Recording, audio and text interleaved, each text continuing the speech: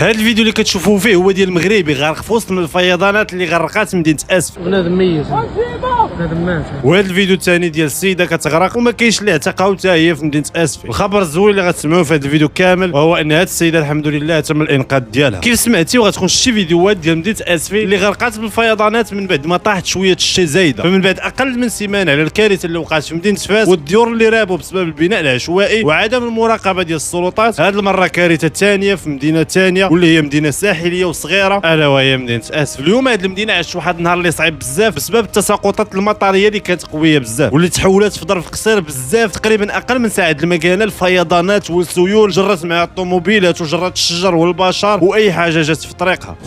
دابا هذا تعطيك الناس الشتا طاحت بزاف ومع الضعف ديال القنوات ديال التصريف ديال الماء الشتا تزيرات بزاف ديال الاحياء وولات الشوارع والزناقي بحال الوديان والمدينه دخلت في واحد الحاله ديال الرعب، خصوصا وانه حتى الوقايه المدنيه ما لقاتش كيفاش تدخل وتنقذ الناس اللي وصلت لهم الشتا ولا جراتهم السيول. وعلى حسب بعض الناس كاين اللي قلب اللي واخا ساكن في الدوزيام ايطاج وصلهم الماء حتى للدار ديالهم وتضروا الناس في الاثاث ديالهم وفي محلاتهم خصوصا اللي في المدينه القديمه. يعني كاع اللي ساكنين في السفل اللي تكرفسوا ديال بصح وحتى لدابا ما معروفش شحال عدد الضحايا اللي ماتوا بالضبط، ولكن على حسب المندوب ديال وزاره الصحه في مدينه اسفل فالعدد ديال الناس اللي تم الانقاذ ديالهم ومشاو للسبيطار الاقليمي ديال محمد الخامس هما 7 ديال الناس، وللاسف كاينين وفيات اللي على حسب الارقام الرسميه كتقول باللي الرقم ديال الناس اللي ماتوا هو 7 ديال الناس الله يرحمهم ويوسع عليهم. وحاليا القرايه راه حابسه رسميا في مدينه اسفل حيت باقي الاوضاع كتخلع وصعيب الناس تخرج للزنق. وتخيل معايا انه هذه الفيضانات خلات حتى الطرقات الرئيسيه مسدوده والتنقل ولا صعيب بزاف وحبسات بزاف ديال المرافق وبزاف ديال الخدمات، والوقايه المدنيه والسلطات تدخلات بصعوبه كبيره واضطروا انهم يستعملوا الفلوكات باش يقدروا يوصلوا للناس اللي تاذاوا ويعتقوهم، والعشرات ديال الطوموبيلات غرقوا في وسط هذه الفيضانات. ما شفتوش انا ما غردتيش